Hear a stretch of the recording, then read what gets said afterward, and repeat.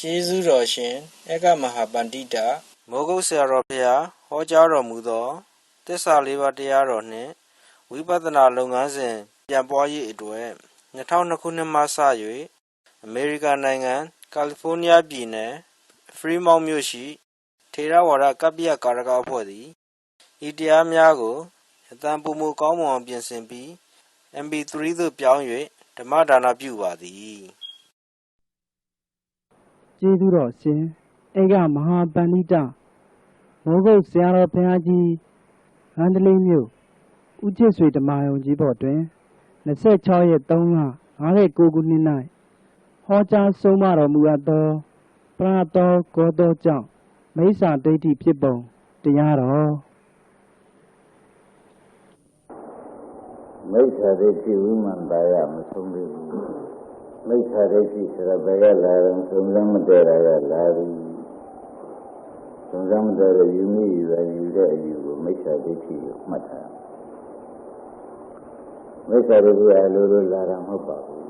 သုံးစမ်းရတာပုဂ္ဂိုလ်သုံးစမ်းသတ္တဝါသုံးစမ်းတရားသုံးစမ်းခန္ဓာသုံးစမ်းတာများပြီဆိုမှဖြင့်ကိုယ်ဉာဏ်ကလည်းမပိုင်တော့တရားဟုတ်တယ်လို့ဆုံးဖြတ်ချက်ချရလို့ရှိရင်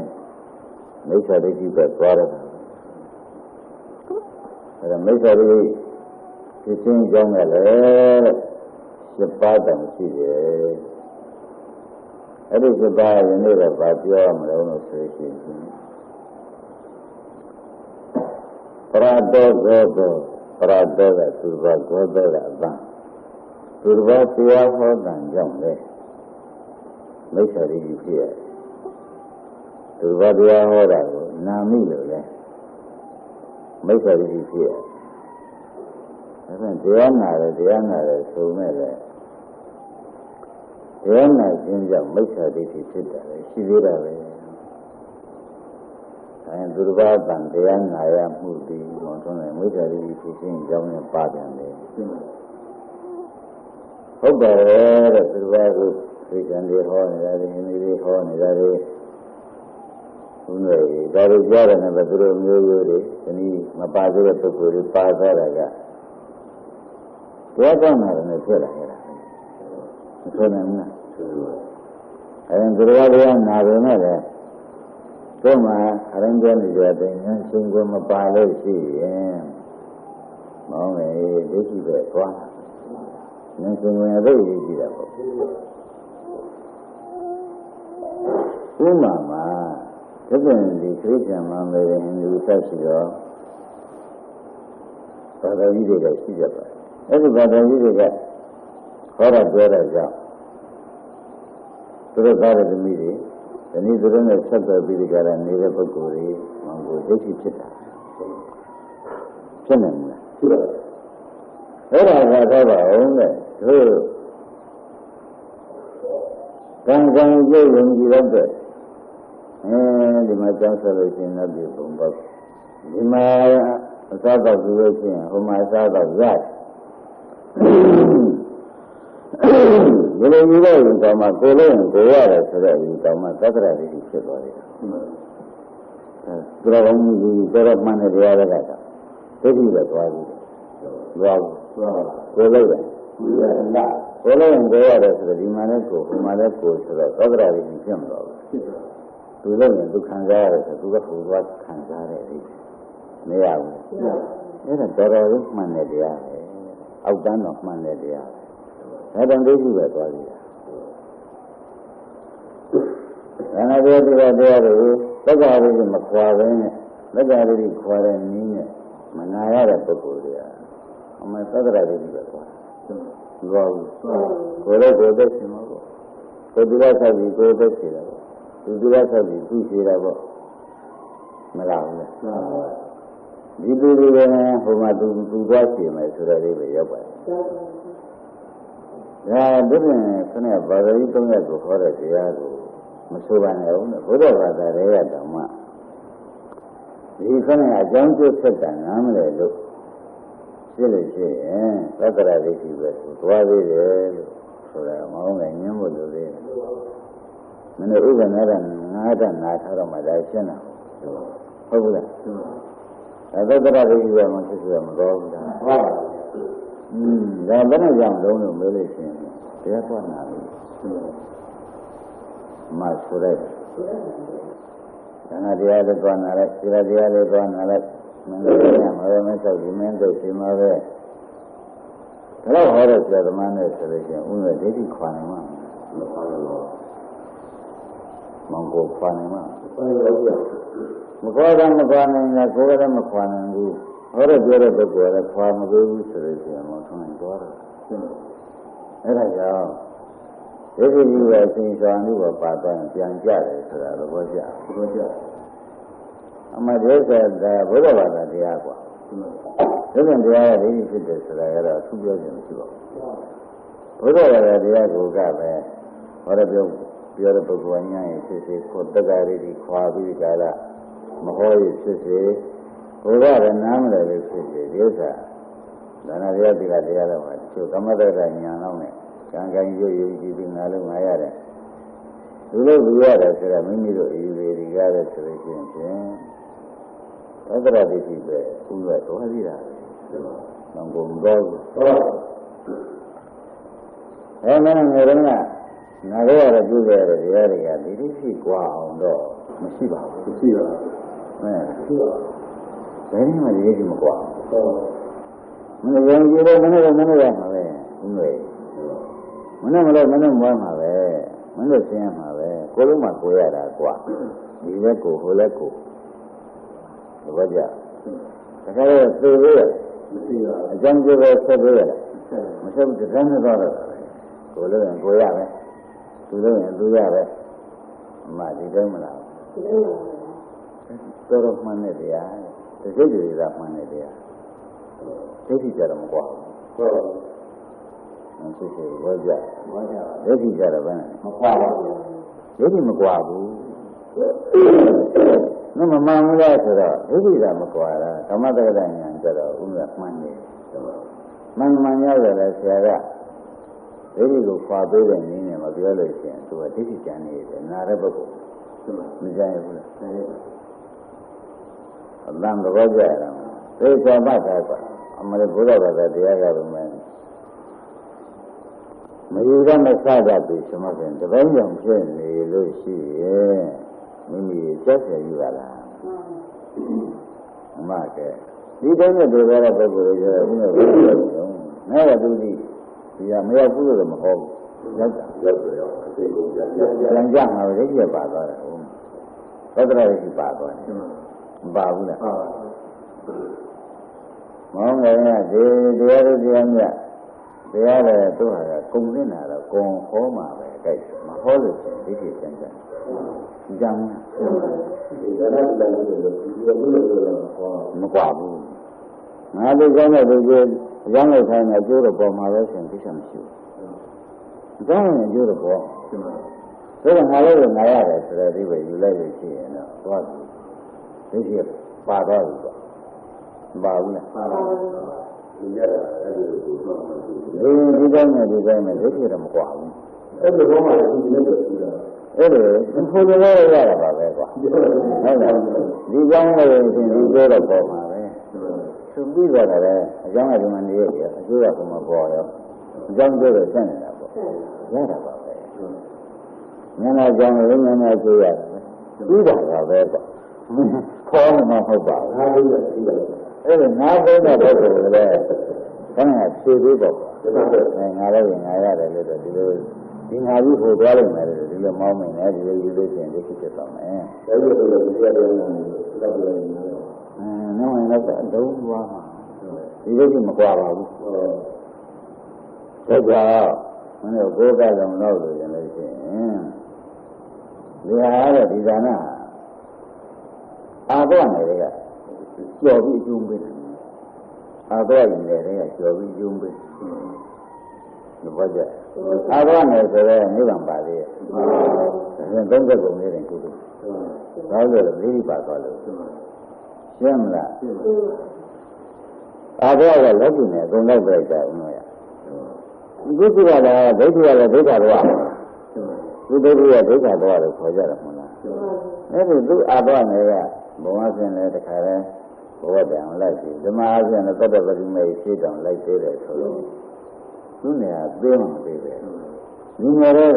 ဒီမလို့ဘယ်နဲ့လောက်ကြဆိုဆိုဦးနဲ့ဒီနေရာတဲ့ကျုပ်ပြင်မယ်ဒီနဲ့ပြင်မယ်မဟုတ်ဘူးမောင်ကိုကျင်းတဲ့အာတော့နေအာတော့ကုသိုလ်လို့ခေါ်တယ်နောက်ဆုံးတံပါကုသိုလ်အာတော့ကုသိုလ်ဆိုတော့ကောင်းသေးရလားလမ်းဆုံးကြအောင်မကောင်းဘူးပေါ့လေခုလတန်သေးသေးနဲ့သူလည်းတော်ရင်သိရင်လည်းပြင်ဦးနဲ့တော်တော်တယ်ဒါကြောင့်မင်းအာတော့နေကလွန်ရလားလို့မေးတော့မလွန်မှုပြောဟမ်မလွန်လို့ဆိုရင်သူကျိုးရအာတော့နေတယ်ပဲဆက်ပြီးသုံးတယ်ပုံမှာဆက်ချုပ်ပြီဘာကြဒါဘာမှချုပ်ဒီလိုကြီးရတယ်ဘယ်လာတယ်ဒီလိုသူတို့ဟောတယ်ပြောကြတယ်လားဒီအလိုလိုလာတာဟုတ်တယ်နင်ဒါနတရားကိုတက္ကရာကြီးမပြုတ်ဖဲနဲ့ဟောတဲ့ဒါနတရားပေါ့ကွာဒီလာတရားကိုခွင့်ရဒိဋ္ဌိမပြုတ်ဖဲနဲ့ဟောတဲ့ဒီလာတရားဒီရဆက်ပြီးဒီကလာတာမောင်းနေရဒါဖြင့်သူတော်ဘာကြောင့်ဒိဋ္ဌိသူတော်ဘာတရားဟောတဲ့ကြောင့်လည်းဥမဲ့ဒိဋ္ဌိဖြစ်တယ်ဆိုတာပေါ်သေးဘူးလားပေါ်ပါဘူးခဏဘာသာဥဒ္ဒရတော့ဘုန်းကြီးကသုတော်ဖျက်ဟောတော့သူတို့ကသေချာဒိဋ္ဌိပြောင်းဟောနေတာဟုတ်ဘူးလားဘယ်အမှန်ကောင်းတဲ့ဘာသာတွေကတောင်မှတရားကျင်းရကြည့်နေလို့ရှိရင်ဒိဋ္ဌိမဖြစ်ဘူးသဘောကျအမှန်မှန်တဲ့ဘာသာတွေကတောင်မှတရားတဲ့ပုဂ္ဂိုလ်လိုနေလို့ရှိရင်ဟိုကမှဒိဋ္ဌိသွားတယ်တရားတဲ့ပုဂ္ဂိုလ်ကလည်းဒိဋ္ဌိမခွာတတ်တော့ဒါရောပြောမှာပဲ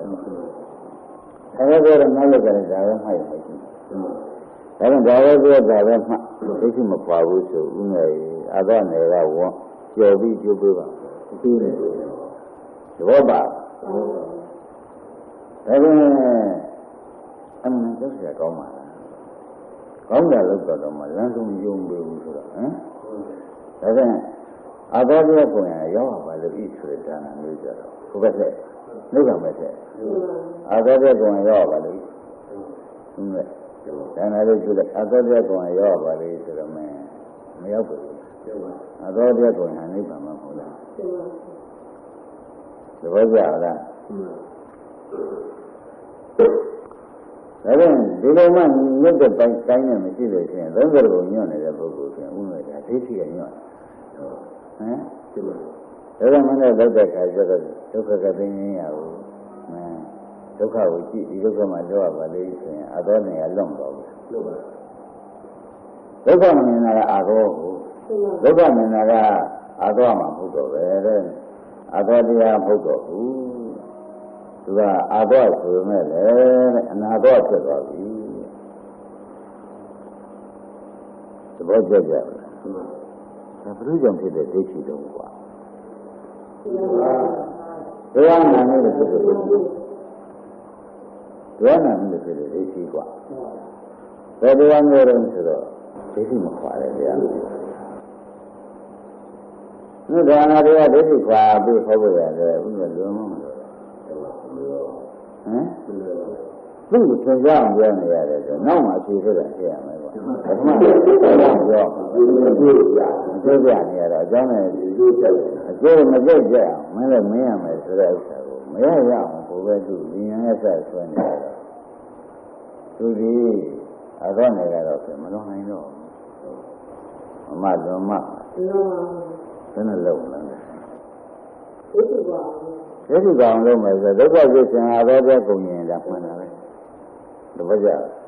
ဒုက္ခစိတ်ဆင်နဲ့ဉာဏ်နဲ့လို့ရင်အဘောတရားကုန်တာပဲဒိဋ္ဌိပဲကြွားသွားတော့ဒိဋ္ဌိတော့မှမရှိတော့ဘူးဘုရားဒိဋ္ဌိတော့ရှိသေးရဲ့မရှိဘူးဒါပြန်အဘောတရားမေဘတရားနာရတယ်မဲ့ဒိဋ္ဌိကောင်လောက်ကြံတော့လေလူကမဲ့တရားသူနိဗ္ဗာန်ရောက်ခင်ဆက်ကြကျိုးပေးတာဘုဘက်ကကျိုးပေးတာပဲဆိုတော့မကျိုးရတယ်အာသောတရားကောင်ရောဗာလိညွတ်တယ်မှာအာသောတရားကုံရဝလည်းလုံးဝကုံပါဘူးဒီတိုင်းကလည်းကုံသွားလို့မလဲသုံးတာမရှိဘူးမရဘူးကုံလို့အောင်အဝိဇ္ဇာတော့ဝိဇ္ဇာဖြစ်အောင်လို့အောင်ဒုက္ခတော့ကတခါတည်းမိစ္ဆာဒုက္ခတော့ကတမာရိစ္ဆာတော့တမာရိစ္ဆာဖြစ်အောင်လို့တမာရိဖြစ်အောင်လို့သဘောကျမိစ္ဆာဒုက္ခတမာရိဖြစ်အောင်လုံးမှဒီခொနကဒုက္ခသစ္စာနဲ့မြင်မှဖြစ်တဲ့နိစ္စဒုက္ခနဲ့သာဒုက္ခတွေလည်းမြင်ပြီးဒီကလာနေမှသာလည်းအာသောကကုံမာကိုဥမဲ့ရ နမကုန်းရမင်းအဲ့ဒါသူ့တော်ပြန်ဆံရမကြိုက်တော့မှာပေါ့ညံတော့မကိုပါမပေါ့ကွာညံပါတော့ကွာညံပါလို့ဆိုရင်ဒိဋ္ဌိနဲ့လောက်ကြပါပဲဒိဋ္ဌိနဲ့လောက်ကြလို့ရှိရင်လည်းလောက်တာပဲအကျုံးပေးဘူးလို့တော့မဆိုပါနဲ့လမ်းမဆုံးမဆိုရဘူးဆိုရတယ်ဘယ်လိုလဲဒုက္ခကတည်းကနည်းနေစီကြအောင်လမ်းဆုံးပါဆုံးပါဒါဖြင့်တရားနာဆိုတဲ့ဥစ္စာကဒိဋ္ဌိကြွားတဲ့တရားနာလို့ရှင်ကြွားမှာ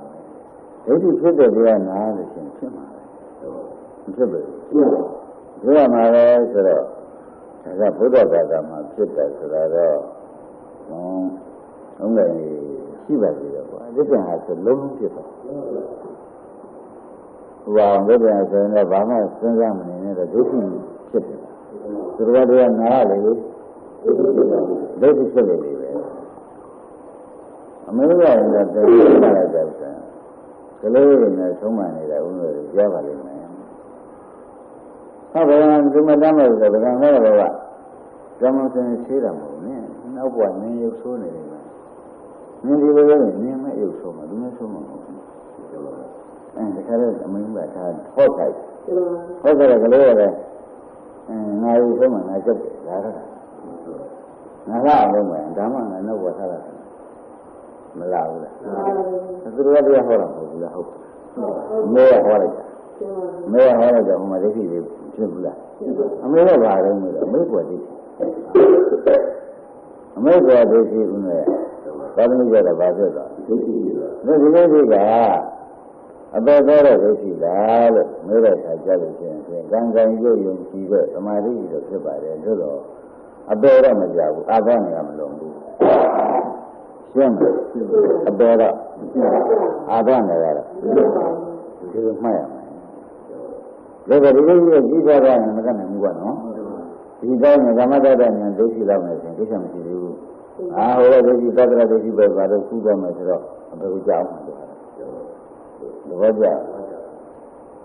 ဘယ်နဲ့လာတာလဲတော့မဆုံးရလက်သက်ချအောင်ဒီလိုပြောတဲ့စကားတရားနာမိတယ်မောင်းတယ်ဘယ်လိုတော့ကွာလက်သက်ဒါပြန်ဘယ်လိုပြောနာမှုဘယ်နာမှုဆိုတော့သာဥခမှုလည်းဒီတိုင်းသွားတာဒါပဲဗျာဘယ်လိုဘာရဏသမှုရစိကာရဏသမှုဘောဓရဘာရဏသမှုဒါကမဆုံးတဲ့တရားဆိုတော့ဒိဋ္ဌိပဲသွားတာပဲရှင်းမလားရှင်းပါ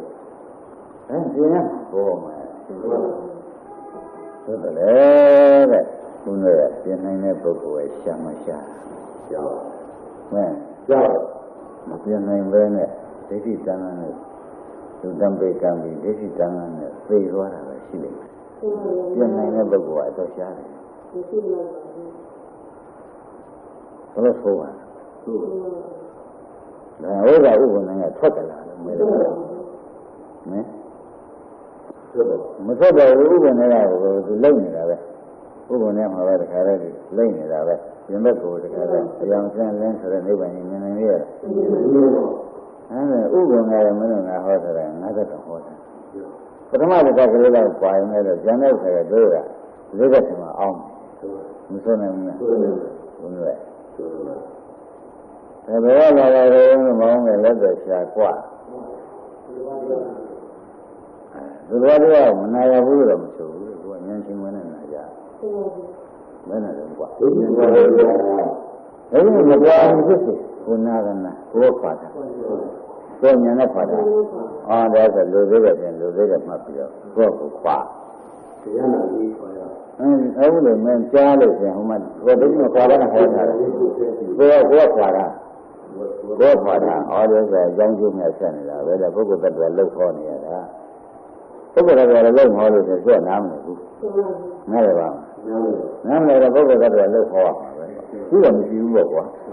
မရှိရင်တော့လောက်ခေါ်လို့ရှင်လေပုဂ္ဂိုလ်တွေဘာနားလဲဟုတ်ဘူးလားသဘောကျလားသဘောကျဒါဖြင့်ကိုယ်ကပုဂ္ဂိုလ်တ attva မရှိဘူးအကြောင်းကျိုးပဲရှိတယ်ဆိုတော့ကိုယ်ကဝေဖန်ပြီးနာထမ်းမှသာတယ်အာရောနေရလောက်မှာပေါ့နမလည်းရှင်းဟိုသူကလမ်းဆုံးနေမှာသွားပြီလေ ဟုတ်လားသဘောကျဒါကြောင့်သူတော်ဘာကလမ်းဆုံးတဲ့ဥစ္စာကြောက်ကြကောင်းတယ်ဆိုတဲ့ဥစ္စာမဟုတ်နိုင်ဒီခါလေးကြည့်တော့မှပေါ်လာသူ့ကိုပေါ်လာသူတော်ဘာကလမ်းဆုံးမှာမလေးလုံးစိတ်စိတ်တာစိတ်စိတ်ဒီကရမှာအတင်းနဲ့ကိုစိတ်ချိန်ရနေမှမှန်ကိုရအောင်ယူထားဓမ္မဥမဲ့နေပြတော့ပေါ်လို့သဘောကျရမှဖြစ်တယ်သဘောကျနည်းနည်းလောက်ပါမယ်ဆင်းရဲချိန်ချင်းကြည့်မှာဟုတ်ဆင်းရဲတဲ့ငရဲကြာကားဟုတ်လားဆင်းရဲကြာကားဒီကချိန်တဲ့ဉာဏ်ရှိမှသာတယ်လေဟိုကပြောတာကိုယူတာဟုတ်အမှန်ပြောတာယူတော့ပြောရကောင်းခြင်းပြောတာကောင်းခြင်းနေတော့အာရုံပုဂ္ဂိုလ်တို့ဒိဋ္ဌိဘက်ကိုတွားကြတာများတယ်ရှင်းမလားဘယ်ဘက်သွားတာများဒိဋ္ဌိဘက်သွားတာများတာပဲဒါကဘာလို့ဆင်းရဲပြောတဲ့ပုဂ္ဂိုလ်ကလည်းမလွယ်ဘူးကွာလွယ်ပါမလွယ်ဘူးဆင်းရဲပြောပြရတယ်ဒါကပြေးရတယ်လို့ဆင်းရဲယူတတ်တယ်လို့လည်းမလွယ်ဘူးဒီမဲ့လွယ်ပါသူကလည်းယူတတ်အောင်ပြောတဲ့လူကလည်းဓမ္မဒုတိယတရားတွေကိုစာအုပ်တွေကိုသိစက်နမသိစက်နေမှာအဲ့ဒါဝိရပုဂ္ဂိုလ်လည်းထိုးထိုးနေပြေးပါဒီတဲ့ပုဂ္ဂိုလ်ကလည်းဒီတဲ့ပညာရှင်းမှာဒါနိဗ္ဗာန်နေကားလို့ဆိုလို့ရှိရင်ညမပါမရောက်ဘူးညမပိုင်ဒိဋ္ဌိပဲဆက်တော့နိဗ္ဗာန်ရောက်ခြင်းကြောင့်မှဟုတ်ကဲ့ညမပါမရောက်ပါညမပိုင်ညမပါဘယ်ရောက်နေမလဲသူကတမန်ညာဆိုတော့ဟိုမိစ္ဆာညာဖြစ်သွားတာပေါ့ကွာဆိုရဘူးလားဒါဦးနဲ့ရှင်းရပါလားဘုရားတရားနာရတယ်ဘာဖြစ်တတ်တယ်မိစ္ဆာရိကြီးပဲသွားတယ်ဆိုတော့မေရငယ်ငယ်တုန်းကလည်းသင်လာတယ်ဥစ္စာဒါနဲ့အမေဒါနဲ့ညီနဲ့ကိုနင်းနဲ့ပါဒါအကြောင်းရှင်နင်းတို့ကုညီရမှာလေနင်းတို့ဒါတော့ရင်းတာမရှိဘူးဒါအကိုရမှာတခါအနတ္တတွေဆိုတော့အကိုမှာအတ္တပြန်လိုက်တာဒါကလည်းဒီနေ့ဒီနေ့အဲ့ဒီကစမှတ်လိုက်တယ်ဆိုတော့တခါတော့အကြောင်းရှိလို့ရှိရင်ဒါဒီအဝါဒတွေပဲဖြစ်သွားတယ်ဖြစ်ဘူးလားဖြစ်ပါဘူးအဝါဒတွေဆိုတော့အဝါဒတွေဖောက်ပြန်တဲ့ခံကိုကြက်တယ်ဟုတ်ဘူးလားနမမငေါတဲ့ဘက်ကိုရှိရတယ်ရှိပါဒါပြိဿံလာတယ်ဆိုတော့သူ့မေကပြန်ထားတာလေသူ့မေတရားနာထားတာကွာအဝါဒတွေစိတ်တော့ဒီကလေးကတခါစိတ်ကောင်းနေရလားဟုတ်ဒီကလေးစိတ်ကောင်းတာတော့သူအကုသို့လို့သူ့ဘုရားကိုပြန်ထားကြတယ်လို့မေးရှင်ဖြင့်သူ့မေပြန်ထားတယ်သူ့ဖေပြန်ထားတယ်မဆိုရဘူးလားဆိုတော့သူ့မေကအနတ္တအတ္တလို့ပြန်ထားတယ်ဘောကြဘယ်လိုလုပ်လဲဒါကသင်ရမှာဘောရတာတတ်တာဟုတ်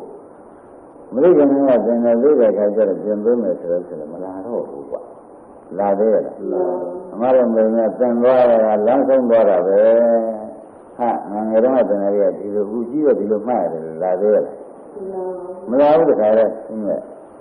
ပြင်ပေးသေးလားသိတယ်ဘယ်လိုလဲဆိုဘယ်နည်းညာလဲမလို့ဘူး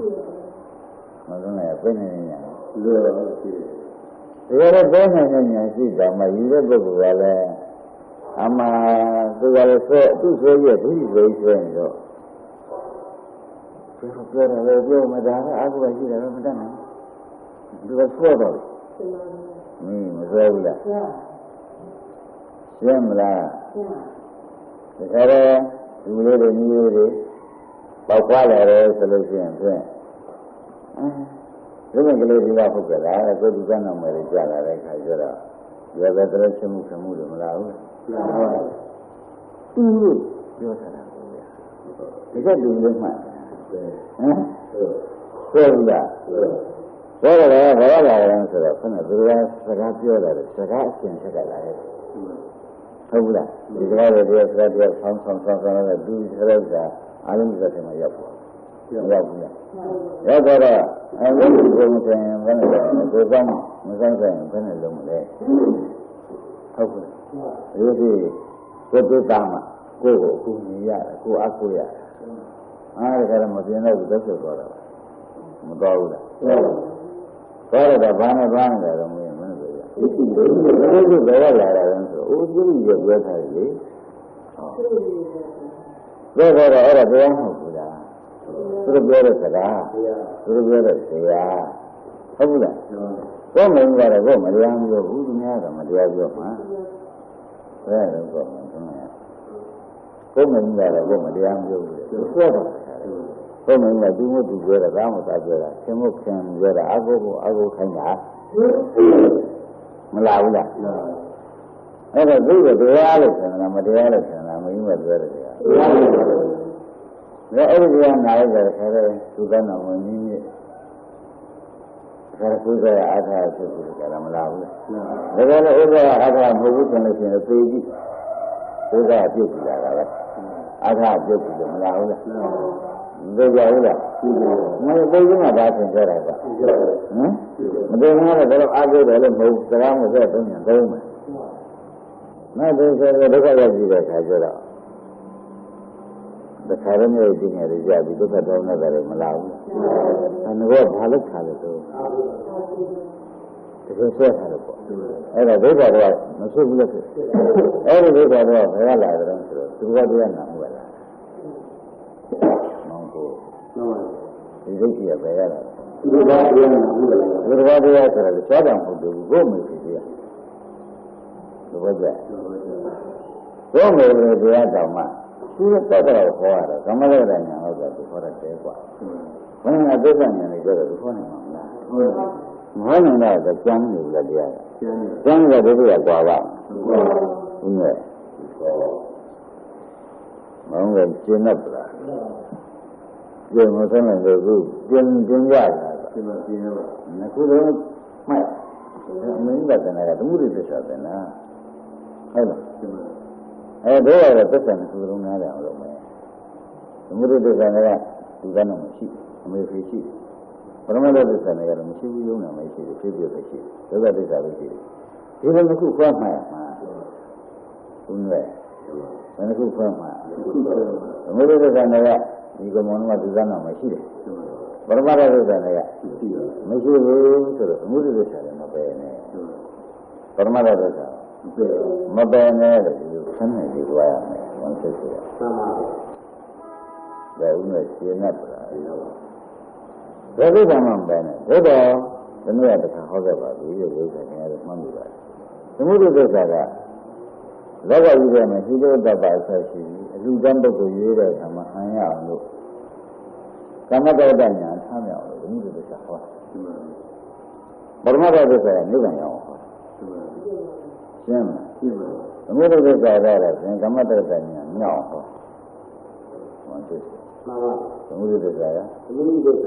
ကမ္မတ္တတညာမြောက်ဟောကမ္မတ္တတညာမဖြစ်ဖြစ်အောင်ဟောပရမတ္ထသစ္စာကတော့သင်တဲ့ကမ္မတ္တတညာလေးကျော်လွန်ပြီးမဉ္ဇဉ်ဖွညာရအောင်ဟောမဉ္ဇဉ်ဖွညာတဲ့ကပရမတ္ထသစ္စာဟောကမ္မတ္တတညာတဲ့ကသမုဒိသစ္စာဟောဒီလိုမှဝေခံပြီးသိမှထားလို့ရှိရင်မောင်းတယ်ဒီလိုပဲကျွန်တော်မခွန်သွားမသွားဘူးလားပရမတ်จิตနဲ့လို့ရှိရင်ဖောက်သမုဒိจิตနဲ့လို့ရှိရင်ဒီပဲသွားပရမတ်จิตနဲ့တဲ့အခါကျတော့ရှိရင်လည်းသူဖောက်ပြန်လာတာပဲပရမတ်ကြီးလာတာပဲဝကြလားဒါဖြင့်နှစ်ခုပြရမယ်နေရင်တစ်ခုပြဆိုင်ရင်လည်းမကြောက်ဘူးဟောမယ်ဘယ်မှာဟုတ်တယ်။နှစ်ခုပြရမယ်နေရင်တစ်ခုတည်းပြထားလို့ရှိရင်စောင်းသွားပြီတဲ့။ဒါကျပရမတ်ဟုတ်တဲ့ခွဲကြီးတွေကြတာဟုတ်ပါလား။နှစ်ခုပြရမယ်နေတစ်ခုတည်းစုသွားတယ်။ဘယ်လိုကြောင့်ဒီမျိုးမှလည်းမရှိဘူးက။စောင်းမလို့လည်းမရှိဘူး၊ခံရမလို့လည်းမရှိဘူး။လောက်ကြမလို့ဘူးဆိုတော့ကမ္မတ္တတန်ပယ်ချတယ်။ဘယ်လိုလဲ။အဲ့ဒါကြတော့တစ်ခုတည်းစုတယ်။ဒါလည်းပါတယ်မှန်တယ်သဘောကျအာကမ္မတ္တဉာဏ်ကြီးတဲ့တခါလုံးနေပြန်လို့ရှိရင်လည်းဟိုနိဗ္ဗာန်ကိုကြောင်းဖြစ်တယ်ဘုရားပြောတဲ့ပရမတ္ထသစ္စာကကွယ်သွားတယ်တော့လေဒီထက်လက်သုံးကြလို့နေတယ်ကမ္မတ္တဉာဏ်လောက်ဟုတ်လားသဘောကျလား ဒါကြောင့်ဒီသစ္စာတစ်ခုကိုနှစ်ခုစလုံးနားလည်တာသမုဒိသစ္စာသိနေတယ်ဒီလိုတော့ပါတယ်ကျင်းလာတော့ကာမတ္တဉာဏ်ကျင်းလာတော့ဒီဉာဏ်နဲ့ဉာဏ်ကျင်းလာတော့လူကံပုဂ္ဂိုလ်ကိုရိုးဆိုရင်ကျင်းလာတော့သူဟောတာအဲ့ဒါလည်းတော်လို့ရတာသမုဒိသစ္စာသိနေတယ်ဒီမှန်တယ်ပရမတ္ထသစ္စာသိနေတယ်မှန်တယ်ဒါတော့ဒီနာမကိုဘယ်သူမှမမှားဘူးမှန်တော့မှန်ပါဘူးမှန်နေတယ်ပဲသမုဒိသစ္စာကလောကီကမှန်တယ်ဘောရလောကုတ္တရာကနိဗ္ဗာန်ရအောင်မှန်တယ်ဒီလိုဝေဒနာမှာပေါ့ရှင်းမလားကမောင်းတယ်နိဗ္ဗာန်နဲ့ရေးကြည့်ရကွာဒါတော့ရင်ရောင်းနာမှုပါဒီလိုကိုဗံပြီးဒီကလာမှာကိုကဉာဏ်ချင်းဝင်နေသမှုတွေနဲ့ပရမတ်ကိုကနားလည်ထားတဲ့ဉာဏ်ချင်းဝင်နေမရှိလို့ရှိရင်စောင်းရမယ်။စောင်းလို့သိကြည့်ရတော့ဟုတ်တယ်။မထုံးနိုင်ရေးကြည့်ရတယ်။ဉာဏ်ချင်းကိုရှင်းလို့ရအောင်ရှာဒီမှာဒီတော့မှတရားနာစရှိဒီမှာမှာတော့အားသာပြီးရတယ်ပြန်ခေါင်းကောင်းကြီးသွားတယ်ဒါပဲသဘောပါလားသမတိကလည်းမတော့တာတော်တယ်ပြည့်မြောင်းကြီးရတယ်ဖြစ်နေမစားတော့မဝါတာဖြစ်ရှင်းပြီလားအပန်းရမြောင်းကြီးရနေဆက်တော့တော့အိုးလေးရတယ်ဘယ်မှမကုန်မတတ်နိုင်ဘူးအပြီးမှလည်းတွေ့တယ်ဟမ်ဟောတယ်ဒီလိုဆိုတာတော့ဗါရှားမှာသူသွားနေတယ်မပြီးဘူးကပြီးလို့ရတယ်မလို့တော့သူကလည်းအောင်လို့ဒီတိုင်းတိုင်ပေါ်တယ်သူကနေတယ်ဆိုတော့မှလည်းမဟုတ်ဘူးဒီနဲ့အဲ့ဒီမှာတဲ့ဒီသမုဒ္ဒိသစ္စာနဲ့ပရမတ္ထသစ္စာနှစ်ပါးကိုဝေဖန်ပြီးပြီကြလားမသိတဲ့ပုဂ္ဂိုလ်အတွက်မှာတဲ့လက်ဒီရကြတယ်မြောက်ဦးကြီးရလက်ကုတ်ပြရကြတယ်မြောက်ဦးကြီးရတို့ဘာမှကိုကောင်းအောင်သိချတာမောင်လေးသိသက်ဆက်တော့မှာအဲဒီဥပမာချင်းမှာတော့ခင်ဗျားဒီချင်းကြီးပါတယ်မိဘကြဖို့အတော်ရှားဘူးလားရှားပါဘယ်ရှားပါတော့ရှားမရှားပေါ့ရှားမရှားတယ်သုတ်ကြရမနဲ့ထင်နေတာကမ္မတ္တဉာဏ်လေးနဲ့တိုက်ပြီးတဲကြောင်းလေးဆောက်ဖျားတွေတဲပြီးသူ့ကပြနိဗ္ဗာန်သိကြပြီဒီလိုလားဖြစ်ဘုမလို့ဉာဏ်ရှိတယ်မရှိလားတဲ့မိုးပါမယ်ရရှိမို့ဒီလိုရှိပါဟမ်ဉာဏ်လည်းမရောက်ပါဘူးဉာဏ်ဝေဒနာမရှိဘူးတော့ခဲရောက်တယ်မယ်ဆိုရောက်နေမှမှတ်ထားရှိတာပဲဟုတ်ဘူးလားသဘောပါလားဒါဖြင့်ရောက်ရှင်တဲ့သူကလည်းတစ်မျိုးသူကလည်းမရောက်တာလည်းရှိသေးတာတစ်မျိုးမဆိုရဘူးလားဘယ်မှာဒီဒုက္ခမှာဖြစ်ရှင်လို့သစ္စာတွေမြင်သေးတဲ့ကာလသူကတန်းလာကြတယ်ရောရမယ်မညံပါနဲ့မပါဘူးလားသစ္စာမြင်သေးတဲ့ကာလကျတော့ဒုက္ခမှာဖြစ်ရှင်တာကမှဘုံမသိကြဘူးလားသိကြတယ်အဲ့ဒါသိကြတာသစ္စာဉာဏ်နဲ့ဆိုတာတွေဖြစ်နေတော့သမထဉာဏ်ကနောက်လိုက်ဖြစ်သွားတယ်သစ္စာဉာဏ်ကရှေ့သွားဖြစ်သွားတယ်ဟုတ်ကဲ့သစ္စာဉာဏ်ကဘာဖြစ်လဲရှေ့သွားတယ်ဒါပေမဲ့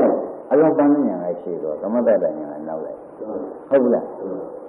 ဟောဒါမှမသိတဲ့ပုဂ္ဂိုလ်ကျတော့ကမ္မတ္တဉာဏ်ရှိတယ်သစ္စာဉာဏ်တော့မလိုက်နိုင်ဘူးလက်နိုင်လေမလိုက်နိုင်တဲ့ဘောဘုံမင်းဘယ်နဲ့ဆုံးလဲဆိုတာကမ္မတ္တဉာဏ်နဲ့ဆုံးမှာပေါ့ကွာကံနဲ့ဆုံးမှာပေါ့ဉာဏ်နဲ့ရပေးရတယ်ကဲရှင်းမလားကံနဲ့ဉာဏ်နဲ့ခွဲမှဖြစ်မှာကံနဲ့ဘုံကိုဘုံသဘောကျဉာဏ်နဲ့ဘုံကိုပြင်ပဲမောင်ရှိစေဉာဏ်နဲ့ဘုံကိုကံနဲ့ရဟောပါဘုံကိုဆိုတော့ဩနာတိရှိတယ်လေဘုံကိုပြင်လိုက်ကြတော့ဩနာတိမရှိပါဘူးဒါအဲ့ဒါဘုရုနဲ့တော့နိဗ္ဗာန်ဘုရုကပို့မှာတော့ညာကပို့မှာညာကပို့နေကြဒါ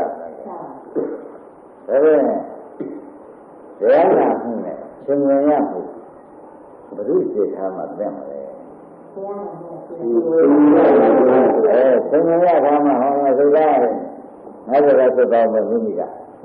ဒါဆင်ញမရှိလို့ရှိရင်ပထမဆိုပြီးတော့ရှင်ဝင်ရရေးပြီးကျောင်းမောင်းဆိုမင်းများဆုံးတာ ဘုရားမှာသူများဟောတဲ့ကြောက်လိုက်နေကြနာဘုရားတုံးကြမရှိဘူးဘုရားအတုံးဟောရင်တုံးတယ်ဒီလိုဘုရားအတက်ဟောတယ်မကွာချင်းမပါတော့တင်းရင်တင်းတယ်မောင်ကိုရှင်းတော့ဒါပြန်ရှင်မဇံမှုနဲ့တရားရှာမှုဟုတ်လားတရားရှိထားမှာတော့ရှိထားတယ်ဘောကြလားရှင်မကြီးရဲ့ဉာဏ်ရှင်မမပါတဲ့ပုဂ္ဂိုလ်သူတရားမှာမောင်းနေကိုယ်တည်းဆက်ကိုယ်တည်းဟုတ်တယ်ဆိုသူများကလည်းဆုံးတယ်ကွာဟုတ်လားဒါကြောင့်ဘုရားကမင်းတို့သစ္စာသိအောင်လို့သစ္စာမသိရင်သူများကလည်းဆုံးတယ်ဟုတ်လဲဟုတ်အဲ့ဒါရှင်းဝင်ရင်ရှာပြောသစ္စာသိအောင်ရင်လို့ထားဒါကဒုက္ခသစ္စာဒါကသမုဒယသစ္စာဒါကနိရောဓသစ္စာဒီသစ္စာနှစ်ခုကမကောင်းတဲ့သစ္စာနှစ်ခုဒီသစ္စာနှစ်ခုကကောင်းတဲ့သစ္စာနှစ်ခုဉာဏ်ကိုမြင်ရရထားတော့မှတရားနာကြည့်တော့မှဩဒါသမုဒယသစ္စာကောင်းတယ်ဟုတ်လားဒါတရားနာကြည့်တော့ရောနေတာမစွနိုင်ဘူးလားအဲ့တော့မင်းတို့ဘုရားကလမ်းဆုံးလေးရတာလမ်းဆုံးဒါဖြင့်သစ္စာသိမှုဉာဏ်ရှင်ဝင်ရှေ့ထားဒီကမှာတရားနာမှုတွေနောက်ထားမောင်းနေရသင်ရတာလည်းမလွယ်ပါလားသူ့ရဲ့တက်ဖို့ပါလားဆိုရင်ဒါဘုရားကဒေသဟောကြလို့ပေါ့ကွာအမောင်းထုံးလိုက်ဟမ်သစ္စာမသိမင်းတို့သူများကလမ်းဆုံးမလို့ဆိုတော့ညချင်းမပိုင်းဆုံးမပြောတာကွာမောင်ချစ်စီပဲလို့မှတ်ညချင်းမကဘာနဲ့ထားသစ္စာကမှနားလည်မှုဖြစ်တာမယ်ဘုရားကလည်းလောကသစ္စာက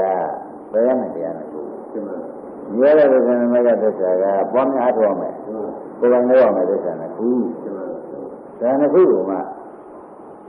ဒီဘက်ကမှနှစ်ခုကြီးခွဲပြီးနားမယ်ဆိုလို့ရှိရင်ဘုရားသစ္စာဟောလိုက်လို့ရှိရင်ဘာရသမီးတွေနဲ့ပြန်ပေါင်းရလိမ့်မယ်မင်းတို့ဒီကားလို့ဆိုလို့ရှိရင်မင်းယူထားတယ်နာဟောသေသွားတဲ့မသားနဲ့မင်းသမီးနဲ့ကိုမင်းနဲ့ပြန်တွေ့ဦးမှာဆိုလို့ရှိရင်သမုဒ္ဒရာသစ္စာနဲ့ဟောလိုက်ရင်အမင်းကကြိုက်ပြီလားကြိုက်တယ်သမုဒ္ဒရာသစ္စာဘယ်မှာသစ္စာလို့မှကျွတ်တော့ဉာဏ်ရှင်မရှိလို့ရှိကြိုက်မကြိုက်သဘောပါဒါကမှမကြိုက်ခြင်းရတဲ့သေးတယ်အမြတ်ပြောတဲ့ဒီနဲ့သွားပြရမှာဖြစ်ဖြစ်ဘယ်နဲ့လဲဟမ်ဒီကနေမင်းနဲ့မြတ်စွာဘုရားကလည်းဟုတ်လားရှင်သက်တယ်ကျွန်းတယ်ဒါတွေ့ရတယ်မင်းဒီဖန်လို့သူနဲ့တွေ့ဖို့ရကိုအားกว่าသမုဒ္ဒရာသစ္စာလုပ်တယ်သမုဒ္ဒရာသစ္စာနဲ့တွဲပြီးဌာနလုပ်တယ်သမုဒ္ဒရာသစ္စာနဲ့တွဲပြီးသီလလုပ်တယ်တော့ကြကောင်းတယ်ဒုက္ခကျက်ဖို့ရဟိုဘက်ကပေးနေရတာနဲ့ဆွဲရပြပါသမုဒ္ဒရာသစ္စာဆွဲထားတယ်ဒါနအဘိဓိတ္တတလို့နေပါရမှာပဲဒီသမုဒ္ဒရာသစ္စာဝင်သွားလိုက်တာနဲ့မင်းလားမသူဆွဲထားတယ်လို့ဒီဘက်ကဆိုလို့ရှင်ဒါနတွေပြေးလိုက်ပြေးလိုက်ပါဘာလို့မှတောင်းမနေနဲ့ကိုယ်ရှိတဲ့တဏှာတရားဒိဋ္ဌိတရားဒီပစ္စည်းဘက်ကနေတဏှာဒိဋ္ဌိတရားပြေးလိုက်ခံဟုတ်လားဒါကဘယ်ကြောင့်ကျုပ်တို့နိဗ္ဗာန်ကျုပ်တို့ရတော့ပြေးရတယ်မပြေးရတယ်ဘူးပြေးရတယ်ဒါတော့မင်းက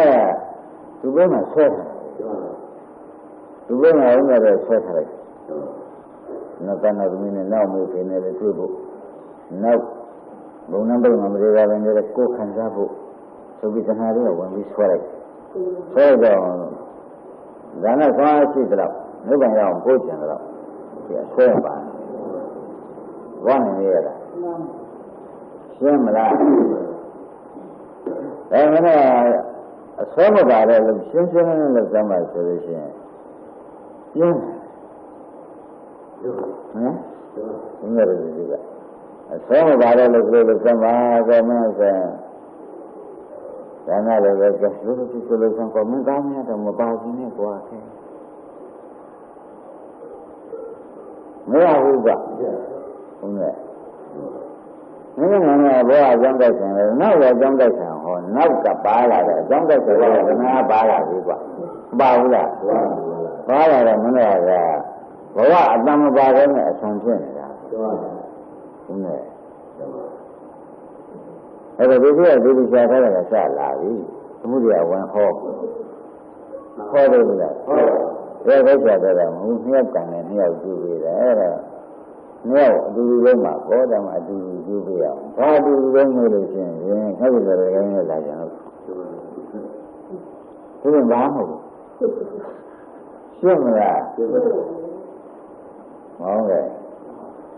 cái được vậy, cái là mình là xuyên xuyên, giống như cái này là yếu sao, mình giống như cái này. Dễ dàng là, cái đó không có gì là gì đấy, dễ dàng mà, hồi lúc ấy sụp, hồi là, cái thái cái sụp, cái mưa cái sụp là gì, làm sụp cái điều gì, cô chú bây giờ mới sinh ra, cô giống không đâu, cô giống không mới sinh ra cái vụ lúc à, thì nó chưa bà, cô giống là đúng là cô cái, cháu yo lúc thế, cái con gì dễ dàng là bên này. Cái nó ngồi chú ý, mình sẽ đâu vậy? Ở cái đó mình là cô chú ý quá không bao, cái nó ngồi. Ở cái nó ngồi thì mà này, giang cái nó ngồi, là, ở đó biết được là ba biết, giang biết là chưa biết là ra có, đúng rồi, chưa biết thì anh phải sử dụng là giá của là đi cái này là đi chơi cái khang quay bộ vậy, xuyên này nghe là, bây giờ, mà đây là cái gì, sử dụng như thế này thôi à, đây là cái gì là chuyện cô chú bây giờ chuyện cái sẽ công nào đấy, ta gì là đồng ý luôn, tôi chuyện tôi nói về mà bảo, mà đây này là thế vô một chuyện gì thì chú bị không hay không, mà thế cho nên là đó mình này mà thằng này, mà thế gì vậy vậy, nó một cái là chỉ cái này giờ thay là mà thế đâu phải chỉ một công nó, cho nên thành này, cái ngay cái để thế thì không mà bỏ, chỉ biết thế này, không mà chỉ biết thế là mà đi công như thế là, không mà thế đâu mình chỉ một công, không là dễ mà còn mà thế là sao đó bấy giờ giờ đấy ba cái gì số nhiều quá thì cái là số cái xin thì mà ra sao thì được thôi sao thì được thôi mà cho này đồng giờ lại mà giờ cái số mà không được rồi là lấy gì là lên lại bù đi làm mà là cái mà ra rồi 아랑 누가 말부리야. 그 말장을 부려 부려냐. 뭐 말해 부장 그래. 아무 생각을 해야돼. 왜 생각을 다른 니엄자 수고해야 니엄자. 그래 말은 하루 니엄자라 하자 그래. 요. 말은 그는 시작. 니엄자가 싸우지. 이게 뭐야 이거네. 안고. 그래 오네 봐. 뭐냐요?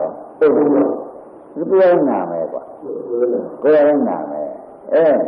그래서 미리미리 가래. 거기 봐도 이렇게 물네 봐. 우리 오네 뭐 사야 많네. 허가고. 지금도 까내라 왜? 응? 오늘 가야 되나 저도 그래 안 해. 나 그래 안 해. So we will get a young they are a thing in that. We don't get